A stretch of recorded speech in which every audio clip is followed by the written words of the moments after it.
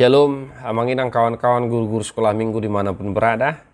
Salam jumpa kembali Amanginang kadongan di video sermon singkat ya Jamita sekolah minggu. Ya, mari kita sermon sejenak untuk ibadah minggu Pentakosta kedua ya 6 Juni 2022. Kita masih ibadah Bapak Ibu Saudara-saudara. Kami tidak bosan-bosannya juga mengingatkan bahwa bagaimanapun situasi di gereja kita masing-masing, di daerah kita, mari kita berimprovisasi.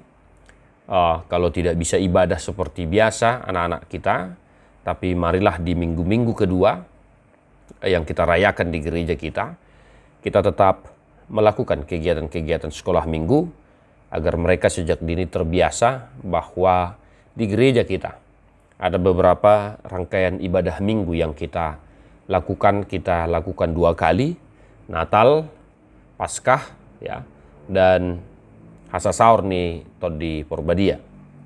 Nah itu dia Bapak Ibu Saudara-saudara, Jamita sekolah minggu untuk Pentakosta kedua, Roma 12 ayat 1-2. Karena itu saudara-saudara, demi kemurahan Allah aku menasihatkan kamu, supaya kamu mempersembahkan tubuhmu sebagai persembahan yang hidup, yang kudus dan yang berkenan kepada Allah. Itu adalah ibadahmu yang sejati. Janganlah kamu menjadi serupa dengan dunia ini, tetapi berubahlah oleh pembaharuan budimu, sehingga kamu dapat membedakan manakah kehendak Allah, apa yang baik, yang berkenan kepada Allah, dan yang sempurna. Demikian firman Tuhan. Ada 2 hal yang boleh kita tekankan, kita khotbahkan kepada anak-anak sekolah minggu kita dari teks ini Bapak Ibu Saudara-saudara, yaitu yang pertama adalah mempersembahkan tubuhmu sebagai persembahan yang hidup, yang berkenan kepada Allah. Itu ibadah yang sejati. Bagaimana mengaplikasikannya dalam kehidupan dunia anak-anak? Yang pertama, agar mereka belajar untuk melakukan hal-hal yang baik dalam kehidupan mereka, ya, agar tangan jangan mencuri, ya, mulut jangan bersaksi dusta, jangan cakap kotor, jangan memfitnah, menghina, mengejek, dan lain sebagainya. Mau membantu orang-orang, membantu kawan-kawannya, itu merupakan rangkaian dari ibadah yang sejati, ya. Kita boleh memperdalamnya di situasi kita masing-masing, ya.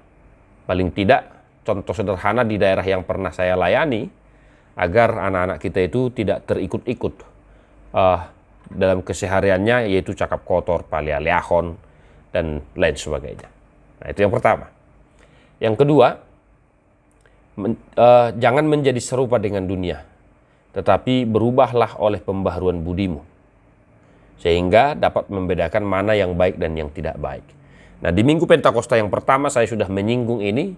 Salah satu karya Roh Kudus dalam kehidupan kita adalah kita diajari untuk membedakan mana yang baik dan yang tidak baik, mana kehendak Allah dan mana yang bukan kehendak Allah.